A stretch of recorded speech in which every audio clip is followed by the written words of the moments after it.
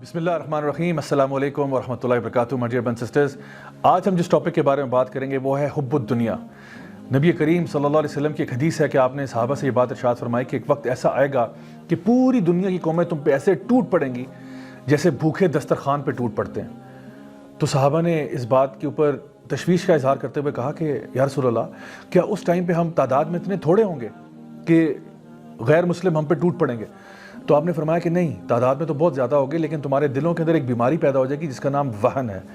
تو صحابہ نے فرمایا یا رسول اللہ، یہ وہن کیا ہوتا ہے؟ آپ نے فرمایا حب الدنیا و کراہیت الموت، یعنی دنیا کی محبت تمہارے دلوں میں بھر جائے گی اور تمہیں موت کا خوف لگ جائے گا۔ My dear brothers and sisters, اس پوری سیریز میں ہم کوشش یہ کر رہے ہیں کہ اپنے دلوں کے اندر کی بیماریوں کو صاف کیا جائے۔ ان میں سے ایک بہت بڑی بیماری یہ ہے کہ انسان دنیا کی محبت میں ڈوب جائے، اپنے رب کو بھول جائے۔ سیدنا علی بن ابی طالب رضی اللہ عنہ یہ بات ارشاد فرمایا کرتے تھے کہ دنیا ایک سانپ کی مانند ہے، یعنی دیکھنے میں بہت خوبصورت ہے، ٹچ کرنے میں بڑی سافٹ ہے، لیکن اگر تم اس کو اپنے ساتھ لپیٹ لو تو یہ تمہیں ہلاک کر سکتی ہے۔ تو دنیا سے دور دور سے محبت کرنا تو ٹھیک ہے، لیکن جب انسان دنیا کی محبت میں ڈوب جاتا ہے تب وہ نہ ادھر کا رہتا ہے نہ ادھر کا رہتا ہے۔ تو اسی لیے دنیا کو اتنا ہی استعمال کرنا چاہیے جتنا کہ انسان کی نیڈ ہو، اس سے زیادہ نہیں۔ نبی کریم صلی اللہ علیہ وسلم کی ایک حدیث ہے، حدیث قدسی، جس میں یہ بات ارشاد فرمائی گئی کہ اللہ کے نزدیک اس دنیا کی حیثیت جو ہے وہ ایک مچھر کے پر کے برابر بھی نہیں ہے۔ ایک اور روایت میں نبی کریم صلی اللہ علیہ وسلم ایک دفعہ کہیں سے گزر رہے تھے تو آپ نے وہاں پہ ایک مری ہوئی بکری کو دیکھا۔ اب وہ بکری مری ہوئی ہے اور مری بھی کسی بیماری کی وجہ سے، تو آپ نے صحابہ سے پوچھا کہ تم میں سے کون اس کو خریدنا پسند کرے گا؟ صحابہ نے فرمایا یا رسول اللہ، یہ تو اگر زندہ بھی ہوتی تو ہم اس کو خریدتے نہ، کیونکہ یہ تو کسی شدید بیماری سے مری ہے۔ تو آپ نے فرمایا کہ اللہ کے نزدیک اس دنیا کی ویلیو جو ہے وہ اس مری ہوئی بکری سے بھی کم ہے۔ اور سوچئے یہی وہ دنیا ہے جس کے پیچھے ہم بھاگ رہے ہیں، دوڑ رہے ہیں۔ اس کی مثال کچھ یوں ہے کہ اگر ایک شخص جو ہے وہ کسی ٹوٹے پھوٹے مکان میں رہتا ہو اور اس کو بیچارہ پنجرے میں بند ہو اس مکان میں، اور اس کو باہر نکلنے کی اجازت بھی نہ ہو، اور بس دن میں ایک دفعہ کوئی شخص اس کو ایک ہڈی ڈال کے آ جائے کرے، اور وہ اس ہڈی کو جب دیکھے تو اس کو کھانا شروع کر دے اور کہ واہ واہ مجھے تو دنیا کی ہر چیز مل گئی۔ اور دوسری طرف ایک باغ ایسا ہو جہاں پہ زبردست قسم کا لان ہے اور وہاں پہ طرح طرح کے کھانے مل رہے ہیں اور وہاں پہ لوگ ہنسی مذاق کر رہے ہیں اور ایک انجوائمنٹ کا سما ہے اور جوائے رائڈز ہیں اور ڈفرینٹ خوبصورت چیزیں جس کی طرف لوگ اٹریکٹ ہوتے ہیں وہ ہیں۔ اب یہ شخص جو ہے اس کو اگر تھوڑی دیر کے لیے یہ منظر دکھا دیا جائے تو یہ بیچارہ شاید شرم سے مر جائے کہ میں تو کس کوٹری میں رہتا تھا، پنجرے میں بند تھا، ہڈی ملتی تھی دن میں، اور یہ لوگ جو ہیں اس خوبصورت باغ میں کیا کچھ کر رہے ہیں۔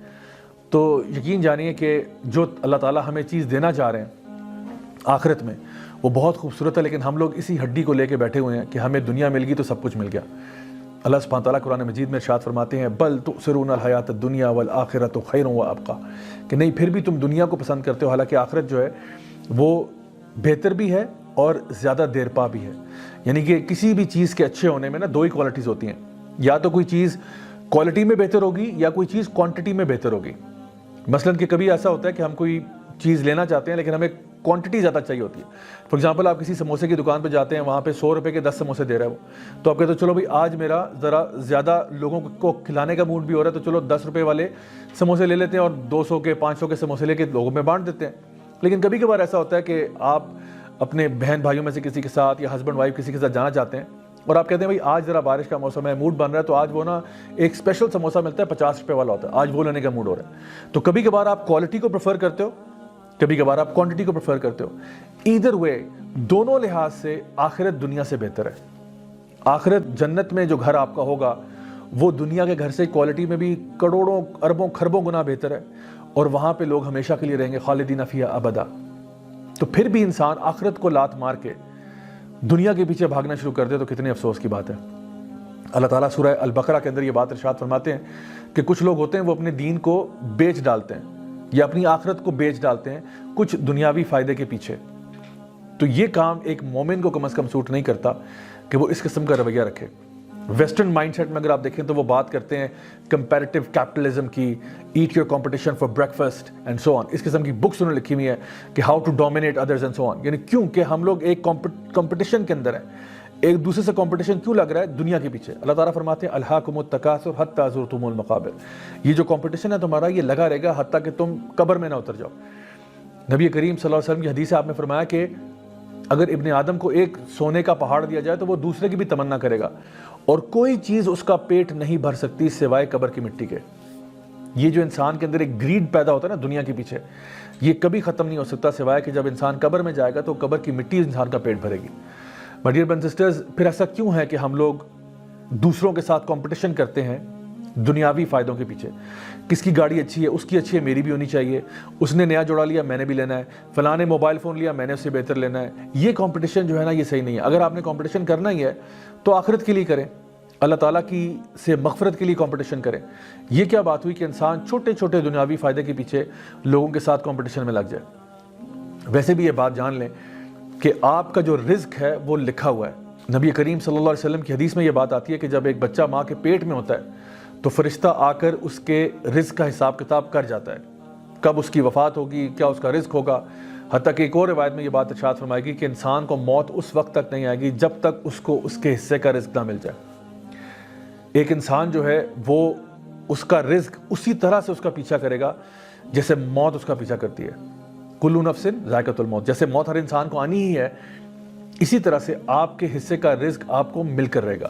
آپ نے صرف اتنی بس کوشش کرنی ہے کہ آپ کوئی حق حلال کا راستہ ڈھونڈ لیں اس رزق تک پہنچنے کے لیے، حرام نہ کریں، حلال طریقہ اختیار کر لیں اس رزق تک پہنچنے کے لیے، تو آپ کو مل جائے گا۔ تو جو چیز آپ کو ملنی ہی ملنی ہے اس کے پیچھے لوگ جو ہے وہ پریشان بیٹھے ہوئے ہیں، اور جو چیز آخرت کی ہے کہ آپ کا ٹھکانہ کہاں ہوگا اس کے بارے میں لوگ بے پرواہ ہیں۔ دنیا سے محبت کے بہت سارے سائیڈ ایفیکٹس ہیں، بہت سارے ایسے ایشوز ہیں جو ہماری لائف میں آتے ہیں، ان میں سے کچھ جو بدترین ایفیکٹس ہیں وہ یہ ہیں کہ دل سخت ہو جاتا ہے۔ جو انسان دنیا کی محبت میں پڑ جاتا ہے نا اس کا دل سخت ہو جاتا ہے، پتھر دل ہو جاتا ہے، اور علماء بیان کرتے ہیں کہ کبھی بھی اس کا اچھا انجام نہیں ہو سکتا۔ جو انسان دنیا کی محبت میں ڈوب چکا ہو اس کا انجام کبھی اچھا نہیں ہوتا، اور آخرت میں تو ویسے ہی اس کا مقام چلا جاتا ہے، کیونکہ اس کا سارا فوکس، ساری اٹینشن صرف دنیا کی تگ و دور، محنت اور مشقت اس طرف تھی۔ تو ہم لوگ اللہ تعالیٰ سے دعا کرتے ہیں ربنا آتنا فی الدنیا حسنہ وفی الآخرۃ حسنہ وقنا عذاب النار، کہ یا اللہ ہمیں دنیا میں خیر عطا فرما۔ ہم مسلمان ہوتے ہوئے یہ نہیں کہتے کہ اللہ ہمیں دنیا ہم سے چھین لے یا ہمیں دنیا میں برباد کر دے اور بس آخرت دے دے، نہیں، ہم کہتے ہیں ربنا آتنا فی الدنیا، یا اللہ ہمیں دنیا میں بھی خیر چاہیے اور آخرت میں بھی خیر چاہیے، اور ہمیں جہنم کے عذاب سے بچا لے۔ تو مائی ڈیئر برادرز اینڈ سسٹرز، اصل چیز مانگنے والی وہ ہے ہی ہے۔ قرآن مجید کی دعائیں اتنی کمپریہنسو ہیں، اور کبھی آپ اس پہ غور کریں تو ہم یہ چاہتے ہیں کہ اللہ ہماری دنیا خیر سے گزرے، ہم لوگ جو ہماری نیڈ کی چیزیں ہمیں مل جائیں، اور سب سے بہتر بات یہ کہ ہماری آخرت سنور جائے۔ آخر میں آپ کو یہ بات بتاتا چلوں کہ ہمارے علماء یہ بات کہا کرتے تھے کہ دنیا کے لیے اتنی ہی محنت کرو جتنا وقت تم نے دنیا میں گزارنا ہے، اور آخرت کے لیے اتنی ہی محنت کرو جتنا وقت تم نے آخرت میں گزارنا ہے۔ تو دنیا میں میکسیمم ہو بھی گیا تو 100 سال تک آپ زندہ رہ جائیں گے، لیکن آخرت تو ہمیشہ ہمیشہ کے لیے۔ ذرا سوچئے گا اس کے بارے میں۔ انٹل نیکسٹ ٹائم، دس از می راجہ ضیاء الحق سائننگ آف، والسلام علیکم ورحمۃ اللہ وبرکاتہ۔ دین کی بات پھیلانا صدقہ جاریہ ہے، ثواب کی نیت سے ویڈیو کو شیئر ضرور کیجیے۔ جزاک اللہ۔